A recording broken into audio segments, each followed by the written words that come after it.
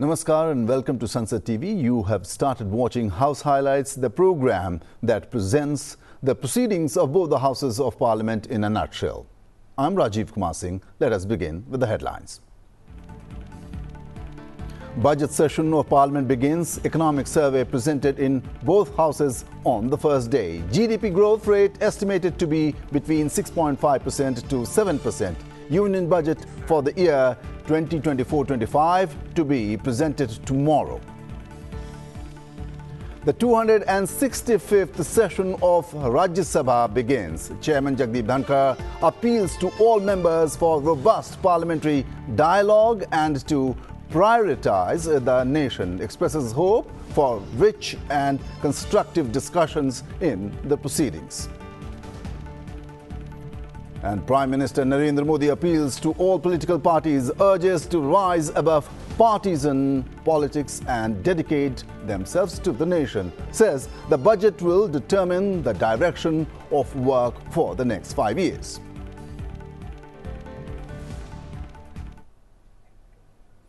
In a conversation with reporters outside the Parliament before the start of the budget session, Prime Minister Narendra Modi said that the people of the country have given their decision in the Lok Sabha elections and all political parties should unite to stand for the country for the next 5 years. अब चुने हुए सभी सांसदों का कर्तव्य है, सभी राजनीतिक दलों की विशेष जिम्मेवारी है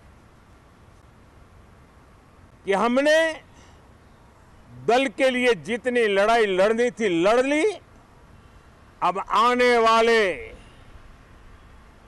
5 वर्ष के लिए हमें देश के लिए लड़ना है, देश के लिए जूझना है, एक और नेक बनकर के जूझना है।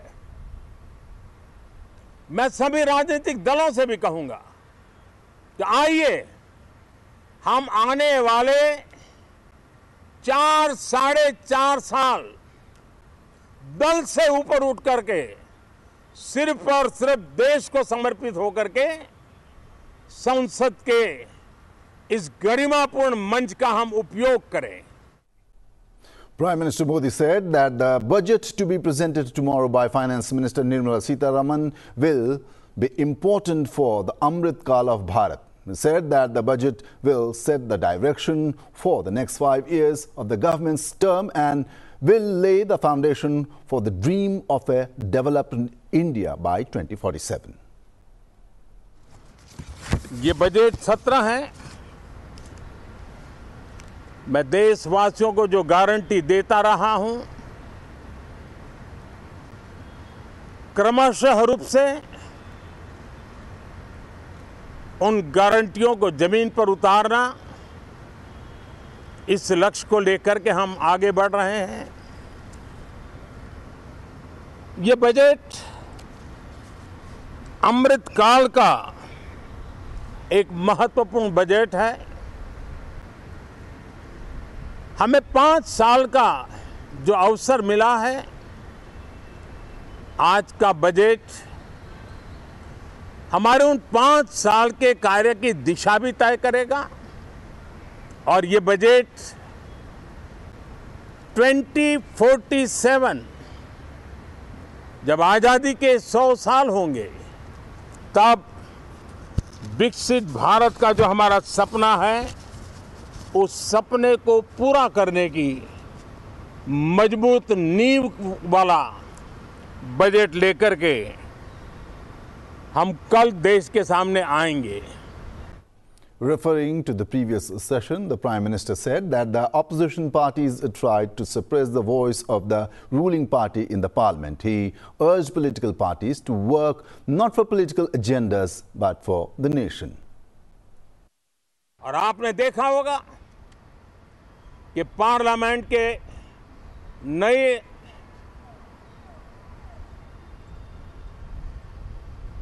संसद गठन होने के बाद जो पहला सत्र था, 140 करोड़ देशवासियों ने बहुमत के साथ जिस सरकार को सेवा करने का हुक्म किया है देशवासियों ने, उसकी आवाज को कुचलने का और लोकतांत्रिक प्रयास हुआ। 2.5 घंटे तक देश के प्रधानमंत्री का गला घोंटने का, उनकी आवाज को रोकने का, उनकी आवाज को दबाने का लोकतांत्रिक परंपराओं में कोई स्थान नहीं हो सकता है और इसका कोई पश्चाताप तक नहीं है, दिल में दर्द तक नहीं है। The Prime Minister also urged all political parties to rise above partisan politics and dedicate themselves to the country. मैं विश्वास करता हूं कि हमारे सभी माननीय सांसद पूरी तैयारी के साथ चर्चा को समृद्ध करेंगे। कितने ही विरुद्ध विचार होंगे, विरुद्ध विचार बुरे नहीं होते हैं, नकारात्मक विचार बुरे होते हैं। जहां सोचने की सीमाएं समाप्त हो जाती है, देश को नकारात्मकता की जरूरत नहीं है। देश को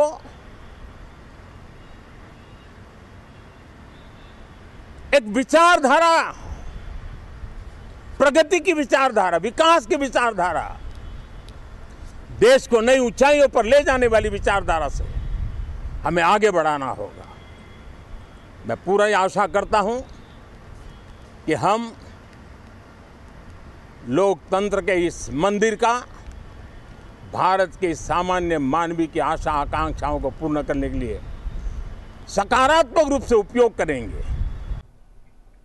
Now news from the upper house. The Rajya Sabha marked the beginning of its 265th session on Monday. Chairman Jagdeep Dhankar stated that this is a significant moment. The NDA government is serving its third consecutive term under the leadership of Prime Minister Narendra Modi.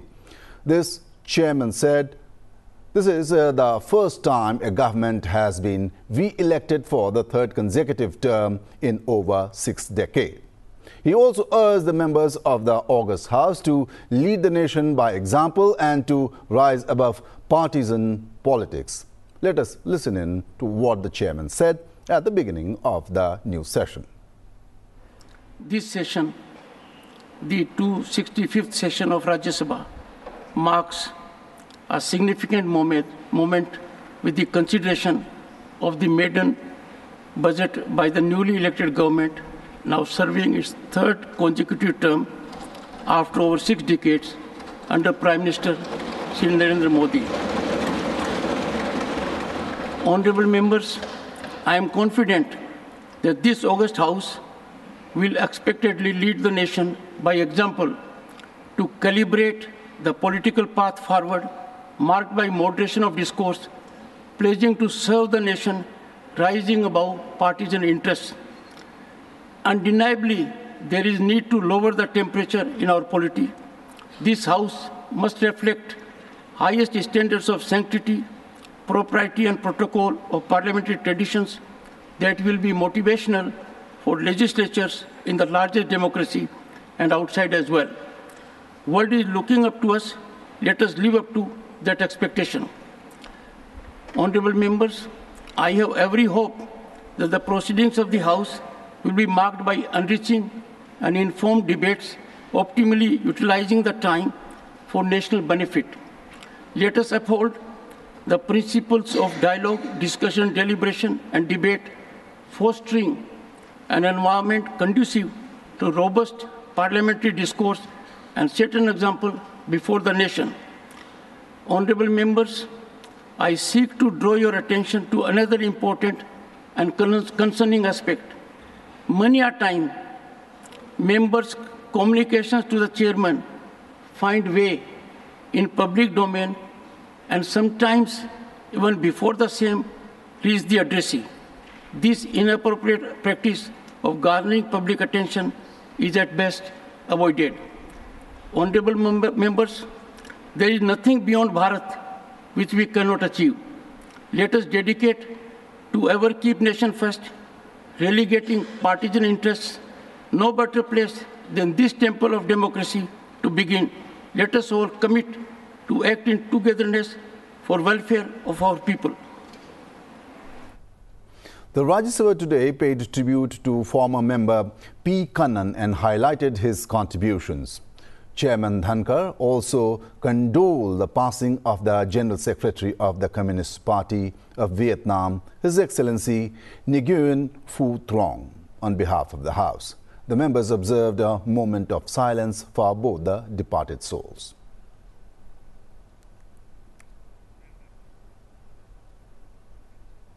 In the Rajya Sabha, during the zero hour, various members raised important public interest issues before the House. The members brought up matters such as digital fraud in banks, illegal coal mining, neglect of regulations in drug trials, inconveniences in railways, and pending railway projects. There was a demand for granting special state status to Bihar and Odisha. Issues related to Bihar flood and a comprehensive national coastal area tourism policy was also raised. मौजूदा सरकार भी विकास की अनेकों योजनाएं की हैं, लेकिन विकास के जो भी काम होते हैं वो बाढ़ के कारण बह जाते हैं, ढह जाते हैं। और बाढ़ का कारण है कि जो उत्तर बिहार की नदियां हैं, कोसी है, गंडक है, बागमती है, ये सारे का सारा का कैचमेंट एरिया जहां वर्षा होती है नेपाल में पड़ता है। तो नेपाल से वर्षा का पानी हमारे बिहार में आता है और बिहार के परिसंपत्ति को और जीवन को नष्ट कर देता है। To start the comprehensive national coastal corridor development corporation or the agency and allot some funds. In fact, we can earn a lot of the foreign exchange. Apart from that, we can also provide the employment opportunities to the local living, the communities, and also the recreational activities. Interested people or the foreign, the just coming to our India. Upon the commencement of the Rajya Sabha today proceedings, Chairman Jagdeep Dhankar extended birthday greetings to the leader of the opposition in the House, Mallikarjun Kharge, whose birthday was on Sunday. Additionally, he is also extended birthday wishes to Rajya Sabha MP S. Niranjan Reddy. Honorable members, I take the opportunity to extend warm birthday greetings to the Honorable Leader of the Opposition and President of the Indian National Congress, Sri Mallikarjun Kharge, whose birthday was yesterday on 21st July. I am pleased to extend birthday greetings to Honorable Member of Parliament, Sri S. Niranjan Reddy. His birthday is today. Let us now take a look at the proceedings in the lower house. Lok Sabha Finance Minister Nirmala Sitharaman today tabled the Economic Survey 2024 report in the lower house. According to the survey report, India's economy is resilient and the real GDP growth for FY25 is between 6.5% to 7%. The survey also says that all India annual unemployment rate is declining. It also says that India's rise to Viksit Bharat is different from China's boom. Sir, with your permission, I rise to lay on the table a copy each of the following papers, both in Hindi and English versions. Economic Survey 23-24, Economic Survey 23-24 Statistical Appendix. The Lok Sabha on Monday discussed the preparedness for Olympics. Parties from across the political spectrum took part in the discussion. The Paris Olympics starts from Friday, 26th of July. विगत वर्षों में हम लोगों ने केवल देखा कि Olympic के तैयारियों का कोई उस तरह से जोर भी नहीं दिया जाता था और उस तरह से कार्य भी नहीं होते थे। हम लोग भी एक छात्र के नाते, बच्चे के नाते, ओलंपिक का मतलब था कि हॉकी में हम पदक जीते या नहीं जीते। इसके अलावा ओलंपियन बन जाना ही उपलब्धि इस देश के एथलीट्स की होती थी और हम कोई दूसरे खेलों पर चर्चा तक नहीं कर पाते थे। आज लेकिन भारत सरकार में माननीय प्रधानमंत्री श्री नरेंद्र भाई मोदी जी के नेतृत्व में और देश के एक नए उत्साह और उमंग से हम लोगों ने देखा कि कैसे 2014 में हमारे पहला बजट जो एनडीए का था वह 1219 करोड़ रुपए का था।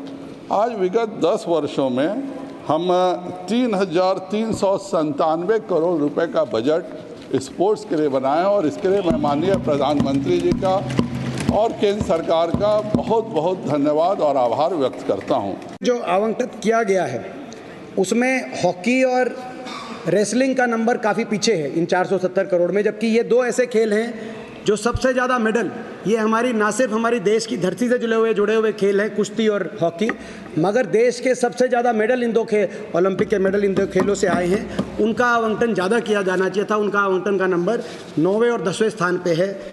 खेल संघ जो स्पोर्ट्स फेडरेशन होता है उसमें पॉलिटिक्स होना ही है, क्योंकि वो चुनाव करके ही आप वहाँ प्रेसिडेंट सेक्रेटरी बन सकते हैं, वो रूल है। तो जब किसी भी स्पोर्ट्स फेडरेशन में चुनावी के माध्यम से ही प्रेसिडेंट सेक्रेटरी बनते हैं तो वहाँ तो दो भाग होते ही है। वो पॉलिटिक्स को यहाँ लेके मत आइए। आपने फेडरेशन पॉलिटिक्स को यहाँ पे मिक्स किया है। ये ओलंपिक की तैयारी के बारे में बात कीजिए ना, जो खेल और खिलाड़ियों के लिए नरेंद्र मोदी जी ने जो किया है 75 साल में किसी सरकार ने नहीं किया है। आप Many members raised matters of urgent public importance in the lower house on Monday. We bring you a few raised during the 0 hour and also matters raised under Rule 377. श्रीमान जगत प्रकाश नड्डा जी का आपके माध्यम से एक मांग रखना चाहता हूं कि कांगड़ा लोकसभा क्षेत्र ये दो भागों में विभक्त है, जिला कांगड़ा और जिला चंबा, और दुर्गम क्षेत्र है। दुर्घटना की संभावनाएं हर समय बनी रहती हैं। इसके लिए कोई बहुत बड़ा सुपर स्पेशलिटी हॉस्पिटल मेरे लोकसभा क्षेत्र में नहीं है। तो आपके माध्यम से अध्यक्ष महोदया मैं ये प्रार्थना करना चाहता हूँ कि जिला कांगड़ा में नूरपुर विधानसभा क्षेत्र और जिला चंबा में बाथरी क्षेत्र जो बिल्कुल नेशनल हाईवे के साथ सटा हुआ क्षेत्र है, यहाँ पर 2 ट्रॉमा सेंटर, आधुनिक ट्रॉमा सेंटर स्थापित करने की कृपा करें, क्योंकि दुर्घटना की स्थिति में हमें साथ के प्रदेश पंजाब में जाना पड़ता है, जिसके लिए गंभीर दुर्घटना की स्थिति में मरीज दम तोड़ देता है वहाँ तक पहुँचने में। तो मेरी ये प्रार्थना है कि जिला कांगड़ा के नूरपुर में और जिला चंबा के बाथरी में सुपर स्पेशल ट्रॉमा सेंटर स्थापित करने की कृपा करें। पूरा राज्य माता त्रिपुरा सुंदरी का भूमि है। माता के 51 शक्तिपीठ में से एक राज्य के उदयपुर शहर में माता त्रिपुरा सुंदरी मंदिर के रूप में स्थापित है। वहाँ प्रत्येक वर्ष लाखों श्रद्धालु माँ का दर्शन कर उनका आशीर्वाद लेने आते हैं। पूरे भारत में मंदिर में दर्शन के लिए आने वाले श्रद्धालुओं को सुविधा प्रदान करने के लिए प्रसाद योजना के अंतर्गत माता त्रिपुरा सुंदरी मंदिर का विकास किया जा रहा है। परियोजना का कार्यान्वयन कार्य शुरू हुआ है तो वो पाया गया है कि श्रद्धालुओं को लाभ और स्थान के बेहतर उपयोग के लिए अतिरिक्त कार्य करने के लिए आवश्यकता राशि जरूरत है। इस अतिरिक्त विकास कार्य के लिए 17.61 करोड़ रुपए का अतिरिक्त व्यय आवश्यक हो गया है। इस विषय पे तत्कालीन केंद्रीय पर्यटन मंत्री जो कि दिनांक 21 दिसंबर 2023 को उक्त धनराशि की जारी करने के लिए पत्र भी मैंने लिखा था, परंतु अभी तक कोई भी कार्रवाई नहीं की गई है। कि हमारे संसदीय क्षेत्र में Howrah Rajgir fast passenger train Rajgir से हावड़ा के लिए चलती थी, जो कोरोना काल में बंद कर दिया गया है। इस फास्ट पैसेंजर ट्रेन में बड़ी संख्या में लोग बौद्धिस्ट और जैन धर्मी अनुयायी तीर्थ यात्रा के लिए सैलानी आना जाना नालंदा करते थे। मेरे संसदीय क्षेत्र नालंदा इसके आसपास की बड़ी संख्या श्रद्धालु ट्रेन से देवघर भी जाते थे और बाबा भोले का आज से ही सावन मेला शुरू हुआ है। मैं माननीय मंत्री जी से आग्रह करना चाहता हूँ कि ट्रेन संख्या 5343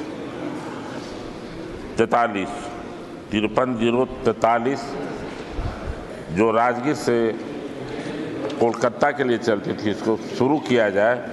दूसरा है श्रमजीवी एक्सप्रेस का ठहराव कोविड के समय में सिलाव स्टेशन और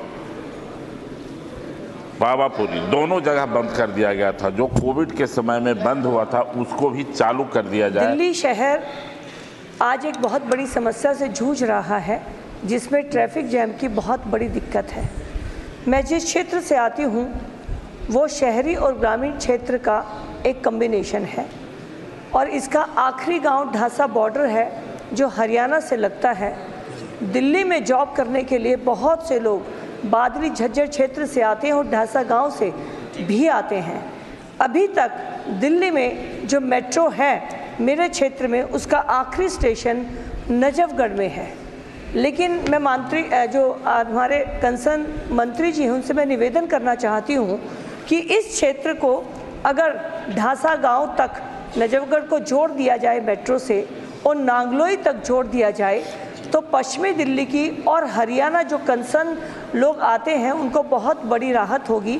तो आदरणीय मंत्री महोदय जी से मेरा निवेदन है कि वो इस बात को अपने ध्यान में रखें। Disha committee are essential for monitoring various Government of India programs and promoting synergy and convergence among stakeholders. Have not yet been constituted in several districts of West Bengal. Madam, according to Disha committee guidelines of 2022, district level Disha committee should be held at least once in every quarter. Every quarter. अरे आप तो करने नहीं देता है। However, madam, since 2022, 1st April 2022, not a single meeting has been convened in. The proceedings on the first day of the session began in the lower house with newly elected member from Asansol, West Bengal, Shatrughan Prasad Sinha, taking oath as a member of the 18th Lok Sabha. मैं शत्रुघ्न प्रसाद सिन्हा जो लोकसभा के सदस्य के रूप में निर्वाचित हुआ हूं, ईश्वर की शपथ लेता हूं कि विधि द्वारा स्थापित भारत के संविधान के प्रति सच्ची श्रद्धा और निष्ठा रखूंगा। मैं भारत की प्रभुता और अखंडता अक्षुण्ण रखूंगा तथा जिस पद को मैं ग्रहण करने वाला हूं उसके कर्तव्यों का श्रद्धापूर्वक निर्वहन करूंगा। General Secretary of the Communist Party of Vietnam, His Excellency Nguyen Phu Trong, was also remembered in the lower house. The members there too observed a moment of silence for the departed soul.